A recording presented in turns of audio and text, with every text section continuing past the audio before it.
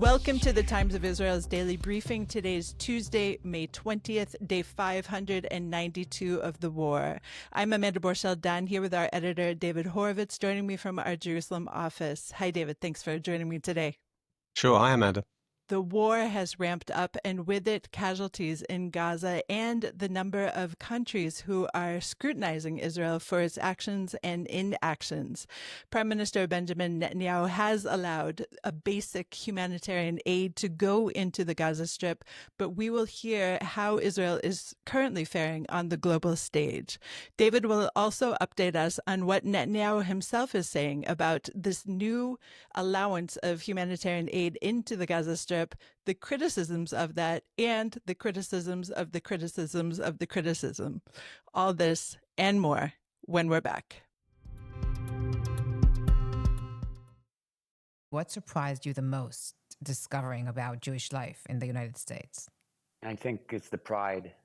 I think I was envy of that pride. Just being proud, being a proud Jew. It's something that I never even contemplated. I was just an Israeli. I think the fact that, in Israel, we have all sort of sectors in society. You kind of grow up with your kind. I hate that. The fact that I don't know a lot about my Jewish life, and I need to go abroad just to understand that. It's something so messed up, and how we grew up here.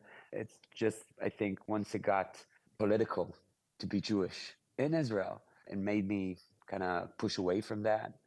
Once I got to LA, once I got just being with my daughters abroad, just understanding what we are, my heritage, where we come from, our story, our values. It took me a long time. It took me a long time to get there.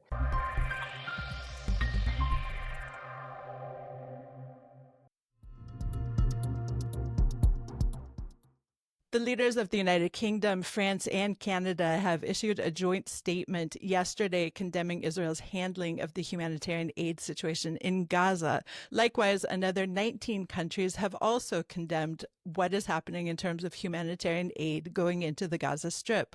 So, David, let us know right now what these countries are saying and what is currently, being allowed into the Gaza Strip. It's been about 10 weeks that Israel prevented or stopped supplies going in to Gaza. The assertion was that there was sufficient aid for that period and I think a little bit beyond. And the goal was to set up a mechanism whereby future aid would not be seized by Hamas, which has been routine. And Israel has actually alleged that Hamas has made, I think, Finance Minister Smotrich said over $1 billion by stealing aid and then selling it to the population, and also using it, of course, to fund recruiting and new gunmen and so on. Israel wants to avoid that, and it worked with the Americans to set up a mechanism which has not yet really completely been prepared, and it sounds incredibly complicated. Centers from which aid would be distributed, individual families coming, and how would they get home safely, and where is home, and all kinds of really fundamental logistical problems which don't, according to Israel, have not yet been solved. And then in the last few days, in the face of apparently mounting pressure, including you've had President Trump saying things, people are starving in Gaza, I think Trump said the other day, very bad things are happening in Gaza. Netanyahu said, basically, we have to let aid come in again because otherwise we're not going to have international support to complete victory over Hamas and continue the war. The way it's been presented in terms of the international community has been a grudging Israel, and this is essentially what Israel has acknowledged, reluctantly acceding to international pressure to make sure that the most minimal, as again Smotrich put it yesterday, the most minimal needs of Gazans, food and medicines and so on, are taken care of, but not out of a genuine self-motivated interest in making sure that civilians are fine there. It's, Israel has depicted itself, the government has depicted itself as reluctantly acceding to pressure. Smotrich, who had threatened to bolt the coalition if so much as a grain of aid went into Gaza, is saying this is completely different. None of it's going to get to Hamas, and maybe that's the case, but it's a very grudging Israel by its own definition. And then you've had this welling up of international criticism And what's striking about it is it's not predictable long-time Israel critics, or not only. I mean, Israel has had arguments with Macron of France, and it's not had the easiest brief relationship so far with Canada's Prime Minister. But when Sir Keir Starmer joins a statement basically saying what you're doing is unacceptable, and with a sort of threat, I mean, there's a threat of sanctions in this joint statement, which appears to relate to West Bank settlement. But this was an uncharacteristically tough statement, given the signatories, given that Starmer signed up to it. Right. And the other 19 countries are among those who, of course, voted in the Eurovision just over the weekend. Israel won the popular vote. I don't think any of these countries would give Israel the popular vote right now, according to at least this statement. They are some of the players that you would expect, Slovenia, et cetera, but it is possible that when Netanyahu allowed the aid to go in, the announcement came late Sunday night, he was thinking more in the lines of America, but obviously all of these European countries are also a factor, I would imagine, in his, I would call it, strategic decision to allow aid into Gaza. And that's in fact how he presented it to the MKs and to the Likud party, et cetera, that this is a strategic decision because we need this aid to go in order to continue fighting the war. Tell us what he said. Well, that's exactly what he said. But I think what I didn't stress enough is that the unhappiness, the criticism globally is not only about the issue of humanitarian aid, it's also about this resumed conflict, an intensified conflict. Again, the way Israel has described it, key leaders in Israel talking about, including Netanyahu, we will take control of all of Gaza. The defense minister talking about, and Smotrich again, territory we capture, we will not withdraw from. Netanyahu has kind of indicated a potential temporary nature, but Smotrich has not. For example, Smotrich has talked about capturing and retaining, and has talked down the road of wanting to resettle Gaza.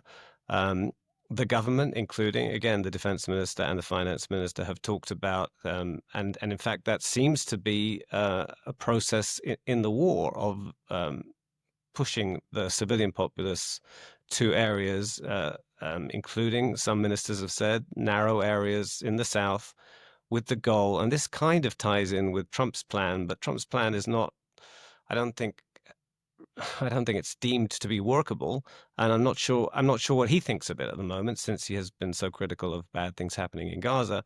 But moving the population to a narrow area in the south of the Strip with the goal of wanting them to leave. Again, this is not at total odds with the Trump plan. In fact, the Trump plan, initially at least, was even more definitive in that Gazans were going to be forcibly relocated somewhere. Israel is not actually saying forcibly relocated. It's talking about encouraging and wanting and expecting, in the case of Smotrich, Gazans to leave. But it's in that context that then the humanitarian concerns come in as well. This is a country that is saying we've not let aid in, we will reluctantly let in the minimal, and we are displacing large numbers of civilians as we try to tackle Hamas. Add to that also the big controversy about whether there is actually a deal to be done, and an American administration that says it wants to end the war and get the hostages out. And of course, it's Hamas that's saying we're not releasing the hostages until Israel commits to ending the war. There is great wariness in Israel about whether Hamas would actually do what it promises to do, whether it would indeed release all the hostages. And Hamas doesn't think that Israel's ready to end the war. So this is incredibly divisive within Israel. It's as it looks to an international community, or to much of the international community, it looks a lot like Israel that is fighting a war that it's not clear that it can win in the definitive terms that it wants to, with tremendous potential implications for the hostages, ordinary Gazans. Right. And I would just add to that when Netanyahu was explaining his motivation for allowing the aid in, he didn't only mention Trump. And I think that is important to recognize, that he also emphasized the need for the American senators to be on Israel's side, meaning it's not just the Trump administration, but Netanyahu, who has been a bit of a divisive force between Republicans and Democrats in the United States, is saying that we need to have the American senators in full, I believe, to be on Israel's side in order to wage this war. Would you agree with that, David? I think so, and I think it reflects the near impossibility of the position that he has created for himself, because he recognizes that Israel is hemorrhaging support, including from among really close allies, people who have been basically broadly supportive, are now increasingly wary and increasingly worried. And he knows that he loses power. His coalition falls if he stops this war. There's a lot of speculation about he's going to try and do a deal and call early elections on the strength of a deal and so on, but that may or may not be the case. It's certainly not happening now. What's happening now is you have a prime minister who, if he stops the war, loses power. And as the war is being prosecuted at the moment, and the issues that we've discussed already, that means that Israel is losing support even from very, very important and trusted allies. Right. And in the meantime, we still have a team in Doha, as far as I understand, and the talks, as we're hearing, are not moving forward, meaning I don't even know if there are talks to begin with, but the team is still there. And that, too, is a signal that Netanyahu is, again, attempting to please, number one, the Americans, but I think also the global community at large, and to say, hey, Israel is still trying. Do you think that's why they're still there, David? Still trying. And as far as we understand, first of all, we don't know. And you don't know until or unless something is agreed. So as long as they're still there, as long as there are still contacts, and there have even been, there have been suggestions that really the Doha thing is a kind of smokescreen. It's really Steve Witkoff, the U.S. embassy, the U.S. envoy, talking to Israel, talking indirectly, it would appear, to Hamas and trying to hammer out a deal. And maybe if he got somewhere, there would be a reason for teams in Doha to get together. But he's, widely seen, shall we say, as the key person. He's the person who got Erdan Alexander out, after all. But the substantive issues remain what they have been for many, many months. I mean, even preceding the deal that began in January and ended in March, which was, and that deal was, I suppose you would say, some kind of mastery of diplomacy, because it enabled 33 hostages to go free. Hamas got lots of terrorists and other security prisoners released. And there was a mechanism for moving ahead towards an end to the war, but it wasn't a requirement. It was a requirement to negotiate. And those negotiations were not substantive. Netanyahu was not ready to end the war, and Hamas is not ready to release more hostages as things stand. Without that has been the situation for many, many weeks now. And just to review Prime Minister Netanyahu's conditions, it is release the hostages, Gaza must be disarmed, and Hamas must be in exile. So these are three conditions that obviously Hamas is not agreeing to. So the onus is not only on Israel, although all the condemnations, it appears to me at least, are on Israel and not on the terrorist organization that started this war. Right. And what's happening is, as time has passed, and we're now, more than 19 months, October the 7th receded pretty quickly, but even among people who are broadly supportive of Israel now, 19 months later, given the resumption of intensified conflict, the original sin is receding in people's memories, partly because it is not seen as utterly credible that Netanyahu is doing and saying what he's doing, because of that domestic political aspect, because you have people in very senior positions in government saying, no, we don't. Again, Smotrich, even if hostages are released, that doesn't mean we're going to end the war. That doesn't mean we're going to relinquish the territory. Now, Netanyahu is not saying that, but senior people in his own government are undermining the absolute, if you like, integrity of his stated position. He's undermined from within, and the international community has seen how much influence people like Bezalel Smotrich have, and they know the arithmetic. They know that if that party and the other far-right party of Itamar Ben-Gvir leave the coalition, Netanyahu has no government, and they know Netanyahu does not want his government to fall. Okay, so we're going to go to a short break, and then we're going to discuss more this domestic strife. Israel Bonds, the heartbeat of solidarity, the powerhouse of support. When the Israeli-Hamas war hit, Israel Bonds stood tall, proving we're more than just an investment, we're a lifeline. Israel Bonds pledges to ensure Israel thrives and flourishes. Investing in Israel Bonds isn't just a financial move, it's a declaration for resilience, strength, and a better future for Israel. Join us and let solidarity echo through generations. And we're back. I'm Amanda Borschel-Dan here with our editor, David Horovitz. So one of the many, many comments criticizing the war and the prosecution of it came from Yair Golan, who is the head of the opposition Democrats. I'm going to read what he said. It was a scathing denouncement of the government and the war in Gaza, saying that Israel was killing children in Gaza, quote, as a hobby. He said, Israel is on the way to becoming a pariah state like South Africa was if we don't return to acting like a sane country. So that was in the Khan public broadcaster. And then this morning, of course, after receiving mountains of criticism, he slightly walked back and he said something to the extent as, we have already tried Gantz's method of flattering Netanyahu, Smotrich, and Ben-Gvir, and it failed. So not really as sorry. But David, what do you make of this statement from the Democrats, which is basically the former Labor Party and Meretz together? The head of the Democrats is saying that Israel is killing children in Gaza as a hobby. Yeah, former Deputy Chief of Staff of the Army, we should add as well. He kind of slightly walked it back in a way that you didn't quote just yet, which is also, he said, I'm not talking about the army, there are heroic fighters and so on. I'm talking about the government, and I suppose what he would be implying, I don't think he stated in what the government is approving or expecting the army to do. I don't know. There's a bit of a disconnect between his original statement and his semi-walking back. Broadly speaking, it's not a walking back.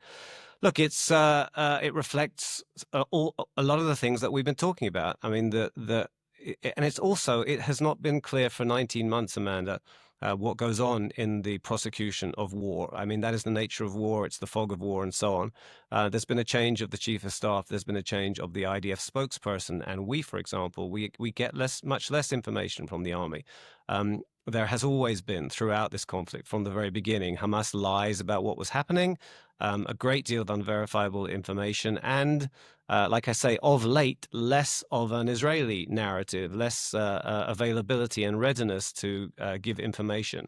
So there's an intensified conflict. It's not entirely clear what exactly is going on. There are areas where we know the army is fighting, and accompanied by this tremendous stream of, in some cases, verifiable maybe, but broadly speaking, mostly unverifiable claims of large numbers of dead. There's a British doctor who's in Gaza who was tweeting and was on the news in Britain yesterday talking about avoidable deaths. People are dying who don't need to be dying, civilians who don't need to be dying, and so on, because of shortages, because of the circumstances in which she, at least, and the hospital where she is, according to her, are operating. And again, very, very little information coming out from Israel to set against claims, some of which seem more credible and some of which, especially when they come from Hamas, your default is not to rely upon them. But it's very hard to tell. And it's in that context that this discomfort, I suppose, it's much more than that from Yair Golan. But I think there's a widening sense of what exactly is Israel doing from within Israel as well. What are the goals? Are they realizable? Is Israel was it ready to allow starvation to become an issue in Gaza and then only sort of grudgingly, and not very much, by the way, allowed aid in because of international pressure? Is that the case, or is that not the case? Is there sufficient food? Was there sufficient food? Was this mechanism about to get going in any case, and they've just gone a little earlier because of international pressure? I mean, the questions are multiplying, I would say, in the last few days. The questions are multiplying and legitimate, obviously. And according to at least what we've reported, this Gaza Humanitarian Foundation, I think that's the name of it, was set to begin in June. So it was imminent in any case. But to hear a veteran senior politician, Yair Golan, to accuse Israel of killing children as a hobby, you don't expect that from a Zionist party to begin with, and Meretz and Labor have been traditionally Zionist parties. You'd expect to hear that from Hadash. You'd want to hear that from Balad, from one of the Arab parties. What drives a person who, as you said, was extremely high up in the army to accuse Israel's soldiers of killing children as a hobby? I think it goes above and beyond what you're talking about in terms of the uncertainty of facts and things of that nature. To me, it points to a couple of different things. On the one hand, of course, the opposition is in disarray from my perspective. I don't see any kind of unified opposition and every man for himself and every man trying to pull the potential votes in the future. But it just shows a complete, I don't know, disconnect from the state of the nation. The nation needs a leader, in my opinion, who will lead, who will rise above, who is not accusing our children, my children, 3 soldiers. I have 3 soldiers of killing Gazans as a hobby.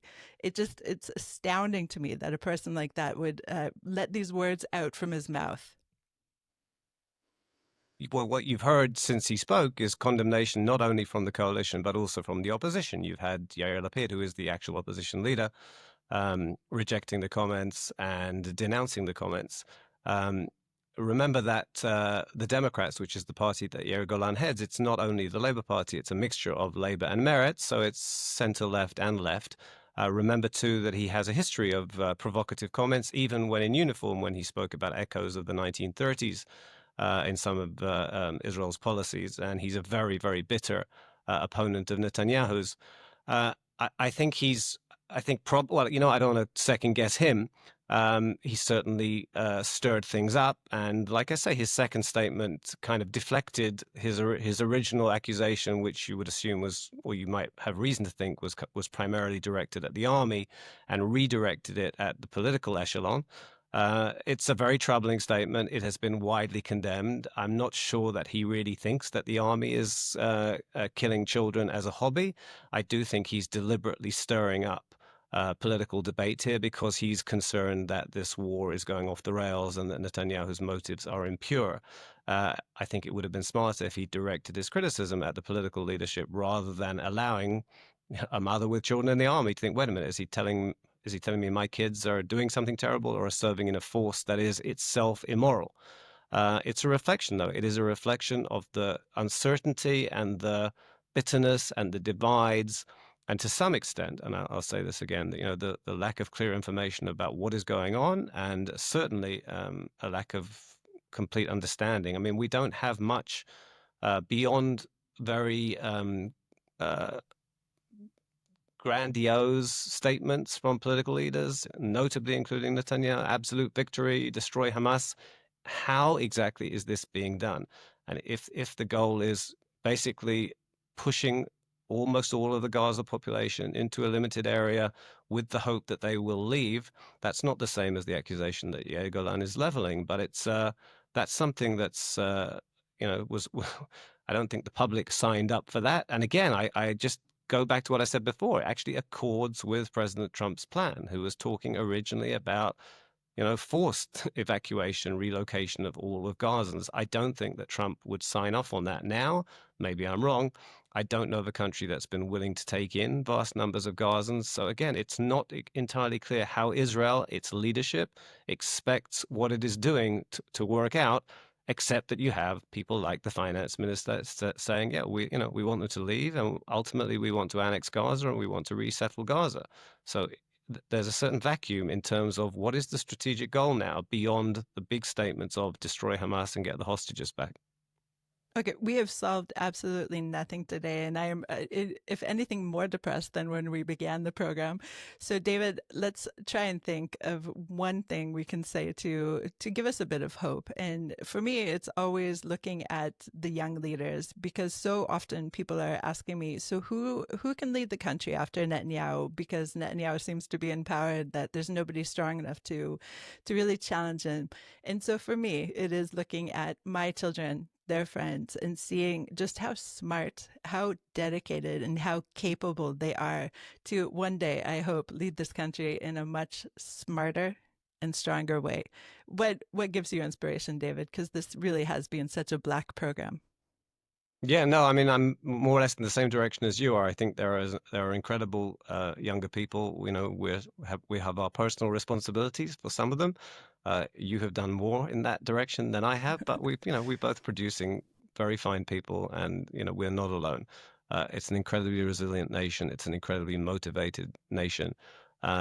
And I'll lump in all the politicians all the way across the spectrum, broadly speaking, and say we deserve better leadership. And hopefully there will be new generations that will remember what public service is all about and actually provide it. Amen. David, thank you so much for joining me today. Thanks. Thanks for listening to the Times of Israel's Daily Briefing. Please check out another installment tomorrow. This episode was produced by the Podwaves and video edited by Thomas Gersh. If you have any questions or comments about this or any other episode, please drop us an email to podcast@timesofisrael.com. Until tomorrow, shalom.